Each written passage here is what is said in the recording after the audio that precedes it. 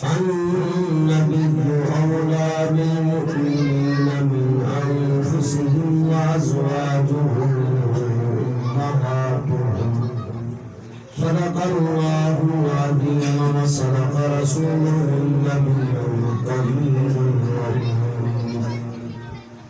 إن الله وملائكته يصلون على النبي صلی اللہ يا أيها الذين آمنوا صلوا عليه وسلموا تسليما اللهم صل علی سیدنا وعلی آل سیدنا الصلاة والسلام عليك يا وعلى آلك وصحابك يا سيدي يا حبيب الله الصلاة والسلام عليك يا رحمة للعالمين وعلى آلك وصحابك يا شفيع المذنبين حمد و ثنا کے بعد جیسا کہ ہر سال اور کافی عرصے سے جناب محمد عبدالخالق قادری اطاری دامت برکاتہ العالیہ جو کہ نسبت بھی بڑی پیاری رکھتے ہیں قادری سلسلے کی اور سالہ سال سے حضور علیہ السلام کے میلاد پاک کی محفل منعقد کر رہے ہیں دعا ہے اللہ تعالیٰ ان کی اس محبت کو قبول و منظور فرمائے اور ہمارے شبیر بھائی ظہیر بھائی دیگر احبار یہ ہمارے بزرگ ہیں جتنے بھی آئے ہیں اللہ سب عاشقان مصطفیٰ کی حاضری قبول فرمائے اور نبی پاک علیہ السلام کی کامل دلی محبت عطا فرمائے بارہا اپنی تقریروں کے اندر یہ بات عرض کر چکا ہوں کہ دیکھو انسان کی فطرت ہے کسی کو کسی سے محبت پیار اور عقیدت ہوتی ہے خوش نصیب وہ ہے کہ جس کو اپنے نبی سے سچا پیار ہو اور عقیدت ہو حضور علیہ السلام فرماتے ہیں من احب معاہو فہوا معاہو جو جس سے پیار کرتا ہے اس کا معاملہ اور انجام اور اس کا قرب قیامت کے دن اسی کے ساتھ ہوگا اور تو ہمارے نامہ اعمال میں کچھ ایسے عمل نہیں ہیں کہ جن کو ہم پورے یقین اور وصول کے ساتھ کہہ سکیں کہ یہ قبول ہے ہاں اللہ کی رحمت سے ناامیدی کفر ہے کہ اس نے فرمایا قرآن کریم کے اندر لا تقنطوا من رحمت اللہ اور لوگوں اللہ کی رحمت سے ناامید نہ ہونا بھرے انبار گناہوں کے لیے ہوئے تب بھی ہم اللہ تعالیٰ کی رحمت کے امیدوار ہیں اور اللہ تعالیٰ کا فرمان ہے میرے بندے اگر تو گناہوں کے انبار لے کے بھی مجھ سے ملاقات کرے اس حالت میں کہ تو نے کسی کے ساتھ مجھے شریک نہ کیا شرک نہ کیا اور پھر بھی تو میری ذات سے ملنے کی ملاقات کی تمنا و آرزو رکھتا ہے تو میں تیرے ساتھ اس حالت میں ملاقات کروں گا کہ میں تیرے سارے گناہوں کو معاف کروں گا میں پھر بھی اپنے کرم و فضل اور دامان کریمی کا سایہ عطا کروں گا تو دعا ہے اللہ تعالیٰ قیامت کے دن حضور علیہ السلام کا دیدار آپ کی قربت آپ کی معیت اور آپ کی شفاعت نصیب فرمائے اور جب تک دنیا میں رہے اللہ اس ایمان کے ساتھ قائم رکھے اور جب وقت نزا آئے جو ہر انسان کے اوپر آنا ہے اس کا انکار نہیں کہ میں سو جاؤں یا مصطفیٰ کہتے کہتے کھلے آنکھ سلے اللہ کہتے کہتے جب دنیا سے جا رہے ہو تو اللہ کے حبیب کا کلمہ زبان پہ جاری ہو حجابات اٹھ جائے پردے اٹھ جائے اور نبی پاک علیہ السلام کی زیارت نصیب ہو جائے آج کا مجھے جو موضوع دیا گیا ہے اسلام کی وہ عظیم خاتون اور جو مسلمان حضور علیہ السلام کے مقام میں آئی اور نبی پاک علیہ السلام اور دین اسلام کی خاطر اپنا سب کچھ راہ خدا میں قربان کر دیا حضرت طیبہ طاہرہ ام المومنین سیدہ خدیجہ کبریٰ رضی اللہ تعالی عنہا. میں نے وہ آیت لی ہے جس میں اللہ تعالیٰ نے نبی کی ازواج کا ذکر کیا. اللہ تعالیٰ ارشاد فرماتا ہے النبی اولیٰ بالمؤمنین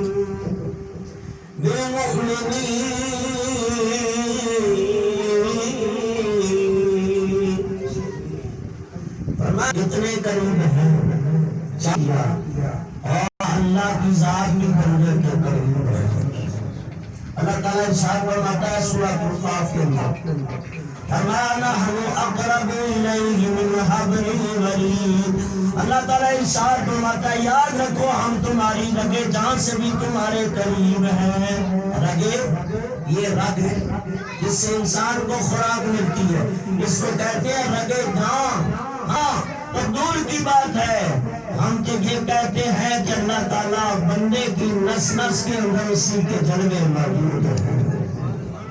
ہمیں پڑھو لا الہ الا اللہ لا الہ الا اللہ. سب یہ پڑھو لا الہ الا اللہ لا الہ الا اللہ. کون مقام ہے اللہ دونوں جہاں میں ہے اللہ جس میدان میں ہے اللہ لا الہ الا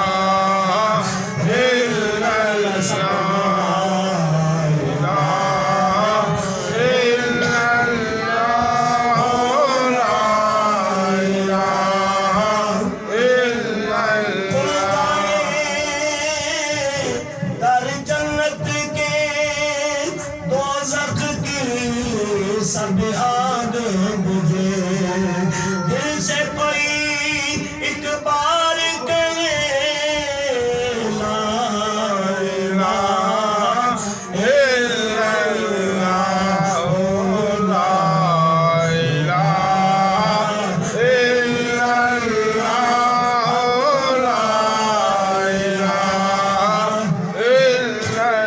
لا لال مدین آئے نے بی بی جنت خدون دے جائے. تو لال مدین آئے نے بی بی جنت خدون دے جائے کی جائے نے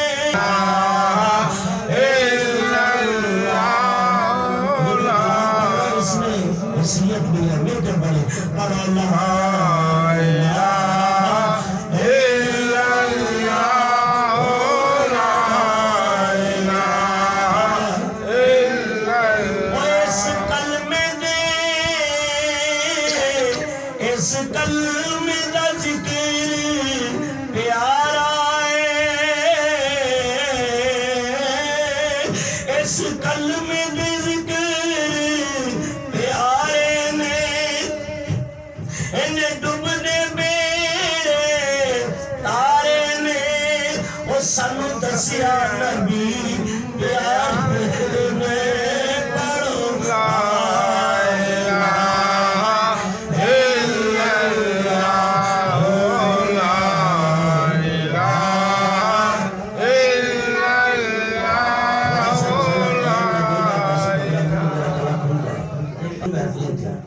آپ کو پتا ہے کہ مسلسل ربیع الاول سے لے کے ابھی تک محفلیں ہیں, لیکن پھر بھی کوشش کرتا ہوں کہ حضور کا ذکر کیا پتا کہ دم میں دم ہے کرتا ہے. میں کہتا ہوں پڑھو لا الہ الا اللہ لا الہ الا اللہ. اس کلمے دے راز نیارے نے انہیں ڈوب دے بے تارے نے سانو دسیا نبی پیارے نے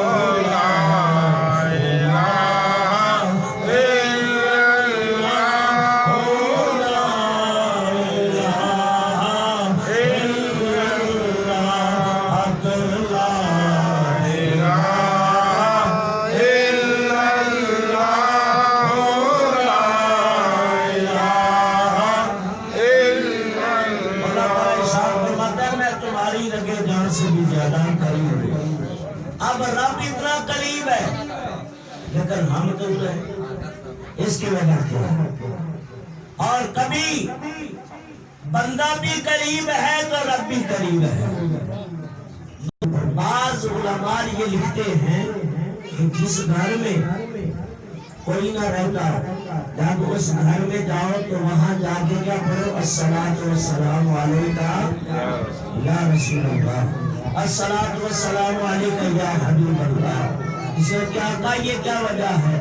فرمایا کہ ہر عاشق کے گھر میں میری نگاہ رحمت کا تصرف ہے۔ جہاں نبی پاک کے عاشق اور دیوانے رہتے ہیں وہ گھر برکتوں سے خالی نہیں ہوتے، وہاں اللہ رسول کا جلوہ ضرور ہوتا ہے۔ اور میں نے تو خود اپنی آنکھوں سے دیکھا ہے، والد صاحب مرید کے حضرت سلطان نور علیہ کے سلسلے سے جب والد صاحب کا وصال ہوا تو وہاں ایک ڈیوٹی لگی تھی کاش کے رسول کی، ہوائی مخلوق کی، نام تھا اس کا محمد علی۔ وہ گھر والوں کے پاس آیا تھا، تم نے نیکی لگائی تھی حضرت باہو نے، جب تک میرا مرید ہے اس کے گھر کو نہیں چھوڑنا۔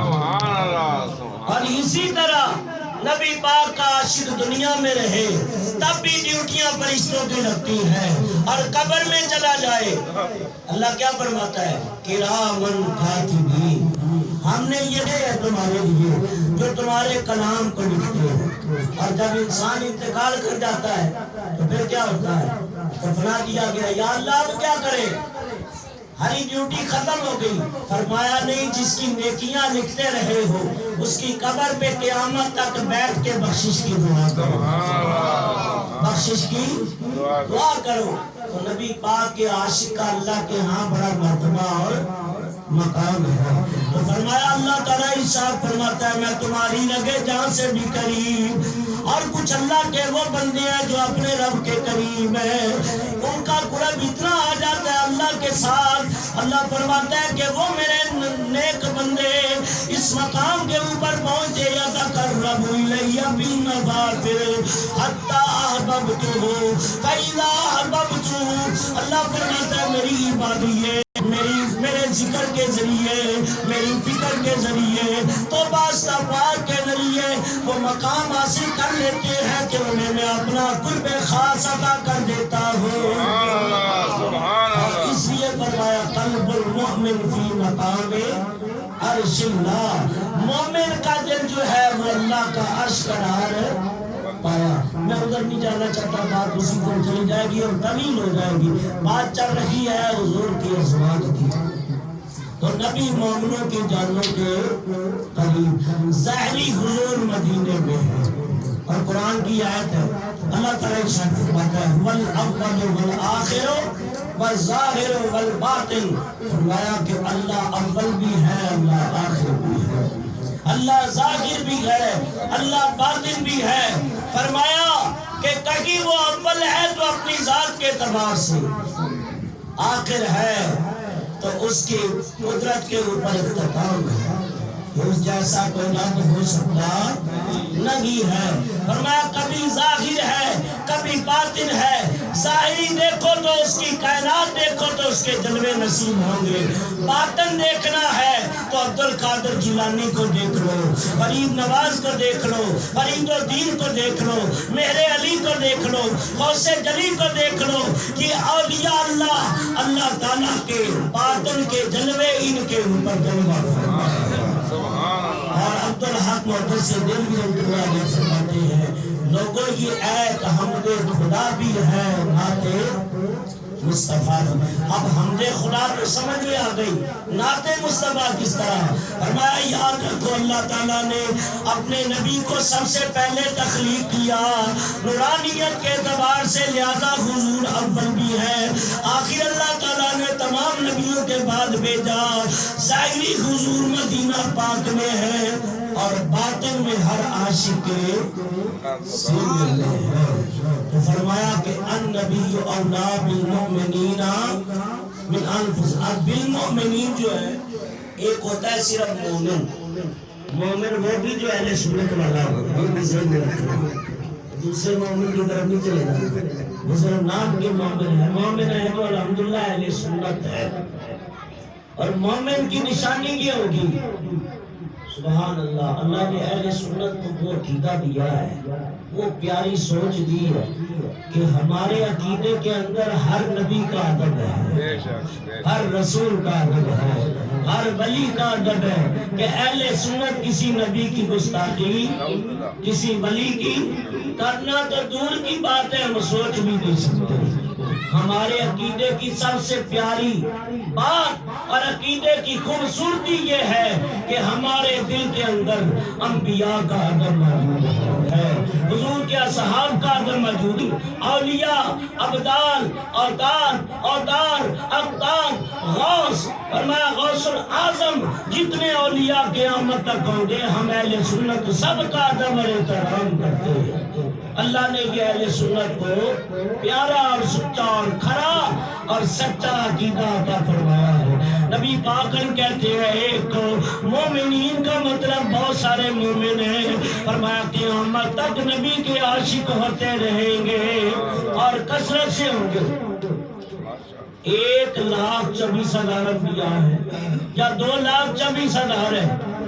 میں کہتا ہوں جتنے انبیاء اور مرسلین ہیں، اللہ تعالیٰ نے اس تعداد کے تو حضور کی امت میں ولی پیدا کیے ہیں۔ آپ کو شریف چلے جائیں، وہاں 1.25 اولیاء اللہ، ملتان چلے جائیں اولیاء اللہ، چشتیاں چلے جائیں اولیاء اللہ ہے، کونسا شریف چلے جائیں اولیاء اللہ ہے، لاہور کی سرزمین پہ چلے جائیں اولیاء اللہ ہے، قصور چلے جائیں اللہ اولیاء اللہ، اور اس سمندر کے کنارے چلے جائیں کہ جس طرف نگاہیں اٹھا کے دیکھو گے محمد مصطفیٰ کے سچے غلام وہی آرام فرما ہو۔ تو یہ اہل سنت کے اندر یہ شان ہے، یہ مقام ہے۔ اللہ تعالیٰ کے پیارے حبیب علیہ السلام یہ بھی مومنوں کی جانوں کے قریب، اور نبی کی بیویاں مومنوں کی مائیں۔ حضور کی کتنی ازواج ہوئی ہیں؟ 11۔ اس کے اندر اختلاف ہے لیکن ہم متفق ہیں 11، لیکن آپ اور ہمارے لیے 11 کی چھوٹ نہیں ہے۔ حضرت داؤد علیہ السلام کی تقریباً 100 بیویاں تھیں، سلیمان علیہ السلام کی 300 بیویاں تھیں، اور ان میں 100 باندیاں بھی تھیں۔ باندیاں پہلے حلال ہوتی تھی، اور یہ کثرت ازواج کی وجہ بھی میں آپ کو بتاؤں گا۔ حضرت غوث پاک کی 4 بیویاں تھیں، مولا کائنات نے حضرت فاطمہ الزہرا کے علاوہ 8 نکاح فرمائے تھے۔ اسی طرح حضرت سلطان غور رحمۃ اللہ علیہ کی 4 ازواج تھی، خواجہ غریب نواز کی 4 تھی، حضرت بابا فرید کی 2 زوجہ تھی، نبی پاک کی 11۔ اس کی وجہ کیا تھی؟ 11 عورتوں کو گھر میں رکھنے کا مسئلہ کیا تھا؟ تاکہ حضور کی اندرون خانہ جو تعلیم ہے اپنی ازواج کے لیے، اپنے گھر کے لیے، وہ ان عورتوں کے ذریعے امت کو پہنچے۔ کہ نبی کا ظاہر تو صحابہ دیکھتے تھے، اور ظاہری دیکھ کے بھی لوگ سچ کٹ اٹھتے تھے۔ ہم 2 رکھ کے انصاف نہیں کر سکتے، حضور نے 11 رکھ کے انصاف فرمایا، اور ہر نبی پاک کی زوجہ اس کا یہی بیان تھا، ہم نے نبی پاک کی بہن کی زندگی سے زیادہ آپ کی ازواجی زندگی میں بڑے پہلو دیکھے ہیں، بڑی برکات دیکھی ہے۔ لہذا اللہ کے نبی نے ان کو اختیار ہوتا ہے کہ جتنے نکاح چاہیں وہ فرما لیں۔ ہمارے لیے اور آپ کے لیے اللہ کا حکم ہے، مثنی و ثلاث و رباع، 2 3 4، یہ حد باندھی گئی ہے۔ کیوں؟ حضور کو پتا تھا، رب کو یہ علم تھا کہ میرا بندہ جو ہے وہ بعض جگہ کمزوریاں دکھائے گا، اس لیے آج کل تو میاں ویسے دوسری بھی کر لے تو ٹوٹ کا کھڑا کر کے کھڑی ہو جاتی ہے، آوے تو صحیح میں لتا توڑ دے لگا ہے، میں لتا توڑ دے، اور وہ بھی بیچارہ نا بھیگی بلی بن کے بیٹھ جاتا ہے۔ ہاں نہیں ہوتا ہے بعض بات ایسا، جبکہ میں تمہیں یہ مشورہ نہیں دوں گا۔ حضرت امام شافعی فرماتے ہیں جس کی جتنی ازواج زیادہ ہوگی اس کا تقویٰ اس کا اچھا ہوگا، اتنا ایمان پختہ ہوگا۔ میری مائیں بہنیں سوچے کہ آج سالی صاحب سیاجی صاحب نے پتہ نہیں کس مسئلے پر لگا دیا ان کو۔ تو بھائی مسئلہ یہ ہے کہ جو اللہ نے ہمارے جوڑے بنائے ہیں وہ تو ہمیں مل کے ہی رہیں گے۔ بات چل رہی تھی حضرت سیدہ خدیجہ کبریٰ مومنین کی پہلی ماں ہے، اللہ تعالیٰ نے وہ کمال عطا کیا، 2 نکاح سیدہ کے پہلے ہو چکے لیکن شوہر فوت ہو گئے۔ نبی پاک علیہ السلام کی یہ رفیق حیات جن کی عمر مبارک تھی 40 سال، حضور کی عمر تھی 25 سال، بعد 21 سال بھی بتایا، بعد 30 سال، لیکن 25 مستند ہے۔ نبی پاک علیہ السلام جب جوان ہوئے، سیدنا صدیق اکبر لڑکپن میں بھی ساتھ، بچپن میں بھی ساتھ، اور یاد رکھو نبی کا بچپن بھی پاک ہے، نبی کا لڑکپن بھی پاک ہے، نبی کی جوانی بھی پاک ہے، نبی کا بڑھاپا بھی پاک ہے۔ حضور علیہ السلام بچپن کے اندر اللہ تعالیٰ نے آپ کے اندر وہ کمالات رکھے تھے، وہ خوبیاں رکھی تھی۔ نبی پاک علیہ السلام زندگی کے کس لمحے بھی اللہ کی یاد سے غافل نہ ہوئے، اللہ کے ذکر سے غافل نہ ہوئے۔ تبھی تو اللہ فرماتا ہے لَقَدْ كَانَ لَكُمْ فِي رَسُولِ اللَّهِ أُسْوَةٌ حَسَنَةٌ۔ اور لوگوں یاد رکھو انسانی زندگی کے اندر کبھی تیزی ہے، کبھی نرمی ہے، کبھی سختی ہے، کبھی غمی ہے، کبھی خوشی ہے، کبھی انسان غلط کلام بھی کر جاتا ہے، کبھی غلط فیصلے بھی کر دیتا ہے، لیکن یاد رکھو امام الانبیاء صلی اللہ تعالی علیہ وسلم کی زندگی حضور کی زبان سے جب بھی نکلا ہے حق ہی نکلا ہے، حق کا کلام ہی نکلا ہے۔ تبھی نبی پاک علیہ السلام نے ارشاد فرمایا اے میرے صحابہ میری ہر گفتگو کو کلام کو لکھ لیا کرو کہ میں محمد کی زبان سے جب بھی نکلتا ہے حق کا کلام نکلا کرتا ہے۔ نبی پاک عمر مبارک 24 یا 25 سال، اور چاچا ابو طالب وہ آپ ان کے گھر تشریف فرما 17 سال تک، کتنے 17 سال تک حضور اپنے چاچے ابو طالب کے گھر رہے، وہ آپ کے کفیل اور کفالت کار بنے، یہاں تک کہ اب دل میں خیال آیا بھی چاچے کے بال بچے زیادہ ہیں تو میں بھی کوئی محنت کر کے ان کا ہاتھ بتاؤ۔ قافلے جاتے تھے شام کی طرف، تو کہا چاچا میں نے سنا ہے مکے کی رئیسہ سیدہ خدیجہ کبریٰ، پہلے ان کا لقب تھا طاہرہ، طاہرہ کا معنی ہے پاک، یہ ایسی خاتون تھی اسلام لانے سے پہلے بھی پاک تھی، کبھی بت پرستی نہیں کی، اور ان کے ماموزاد بھائی ورقہ بن نوفل توریت زبور انجیل کے بہترین عالم تھے، اور انہوں نے بھی کبھی ان کو غلط رستے کی تعلیم نہیں دی ہے۔ اور حضرت خدیجہ کبریٰ فرماتی ہیں میں نے رات سوئی تو میں نے خواب دیکھا، خواب کیا تھا؟ میں نے دیکھا آسمان کا چاند میرے گھر کے آنگن میں اتر آیا ہے۔ آپ فرماتی ہیں وہ چاند اتنا نور علی نور تھا، اتنی اس کی ضیاء پاشیاں تھی، اتنی اس کی نورانیت اور ضیائیں تھی، میرا گھر بھی روشن ہو گیا اور مکے کا سارا مکہ روشن ہو گیا۔ مکے کا کوئی گھر ایسا نہ تھا جو اس چاند کی وجہ سے روشن نہ ہوا ہو۔ حضرت ورقہ بن نوفل کے پاس حضرت سیدہ خدیجہ کبریٰ تشریف لے گئی اور کہنے لگی اے میرے ماموزاد بھائی میں نے سنا ہے آپ خوابوں کی تعبیر بتاتے ہیں، میں نے دیکھا کہ آسمان کا چاند اتر کے میری گود میں آ گیا۔ کہا واقعہ تو نے یہ خواب دیکھا ہے؟ کہا جی۔ کہا پھر تجھے مبارک ہو کہ آخر زمان نبی کی زوجہ تو بنو گی۔ نعرہ تکبیر، نعرہ رسالت، آخر زمان نبی کی زوجہ بننے کا تمہیں حشر حاصل ہوگا۔ لوگ کہتے ہیں نبی کو علم نہیں، وہ جو سابقہ کتابوں کے عالم تھے انہوں نے خواب کی تعبیر بتائی کہ اے میری بہن تیرا خواب بڑا اچھا ہے، آسمان کا چاند کا دیکھنا اس طرف اشارہ ہے کہ ابھی عرب کے اندر اور کوئی چاند نبوت والا نہیں ہے، وہ آفتاب نبوت ہے تو محمد بن عبداللہ ہے۔ یہاں تک کہ یہ مشہور تھا کہ سیدہ غریب لوگوں کو مال دیتی ہے، جاؤ منڈیوں میں جاؤ شام کی طرف اور مال بیچ کے آؤ، اور ان کو نفع بھی عطا کرتی تھی۔ حضرت سیدہ خدیجہ کبریٰ آپ نے پیغام بھیجا، اگر محمد بن عبداللہ اگر میرا مال لے جانا چاہے تو میں تیار ہوں دینے کے لیے۔ حضور بھی راضی ہو گئے، چاچا سے بات کی۔ پہلے چاچا نہیں مانتا تھا، چاچا نے کہا بھتیجے اگر جانا چاہتے تو اجازت ہے، اور آپ تیار ہو گئے۔ حضرت سیدہ طیبہ طاہرہ ام المومنین سیدہ خدیجہ کبریٰ نے ایک اونٹ تیار کیا، اچھا پلان دیا، کہا میسرا ساتھ چلا جا، ان کو اپنا غلام نہ سمجھنا، اپنا آقا سمجھنا۔ اب تو خواب بھی تھا تو عام نہیں، مال دے کے قافلے کے ساتھ روانہ کر کے جو میں بیٹے کے ذریعے وہ بھی آشکارا ہو جائے اور تمہیں مل جائے۔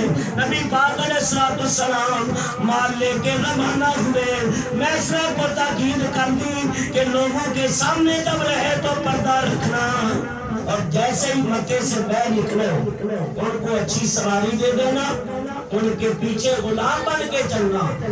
حضرت میسرا کہتے ہیں کہ میں نے دیکھا حضور اونٹ پہ سوار ہو کے جیسے جیسے جا رہے تھے آسمان کا بادل بھی ساتھ ساتھ سایہ کر رہا تھا۔ فرمایا کہ قافلے کے اندر برکتیں، آسمان کا بادل سایہ کرے، رات ٹھہرے تو رات ٹھنڈی ہو جائے۔ اور ایک مقام ایسا آیا کہ اونٹ بیمار ہو گیا، بلکہ قریب المرگ ہو گیا کہ اونٹ کے بچنے کی امید نہ رہی۔ نبی پاک وہ ہے کہ آپ کی وجہ سے اللہ نے پتھروں کو قوت گویائی عطا فرمائی۔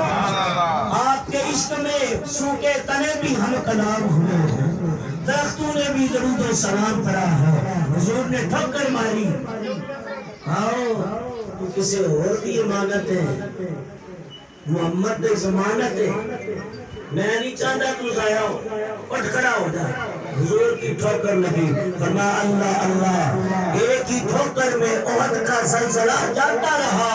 اللہ اللہ، کتنا اثر رکھتی ہے نبی کی ایڑیاں کہ احد تک تھرانے لگا۔ نبی پاک نے فرمایا احد کیا احدو، اس قد خاموش ہو جا، ساکن ہو جا۔ اس نے کلام کیا، میں اپنے بخت میں ناز کر رہا ہوں، میرے اوپر صدیق و شہیدان و نبیان، ایک نبی سوار ہے، دو شہید ہیں، ایک صدیق ہے۔ پتھر بھی نبی پاک کو سمجھتے ہیں۔ اونٹ اٹھ کھڑا ہوا اور پھر کبھی بیمار نہ ہوا، جب تک واپس نہ آیا اسی طرح وہ چلتا رہا، یہاں تک کہ حضرت میسرا کہتے ہیں ہم شام پہنچے، پہلے بھی ہم نے بڑی تجارت کی ہے، بڑے صبر کیے، لیکن اتنا نفع کبھی حاصل نہ ہوا۔ اس بار ہمیں بڑا ہی نفع حاصل ہوا اور ہم خیر و خیریت سے واپس اب سنو، ابھی کچھ ایک ہفتے کا سفر رہتا تھا تو حضرت میسرا نے حضور کو ایک اونٹ پہ سوار کر کے آگے بھیج دیا کہ اللہ کے نبی آپ آگے تشریف لے جائیں، ہم پیچھے پیچھے آ رہے ہیں۔ اور راستے میں کیا کیا، شیطان نے چکر لگایا۔ نبی پاک علیہ السلام فرماتے ہیں کہ حضرت آدم نے کہا کہ میری عورت نے مجھے جنت سے نکالا، حالانکہ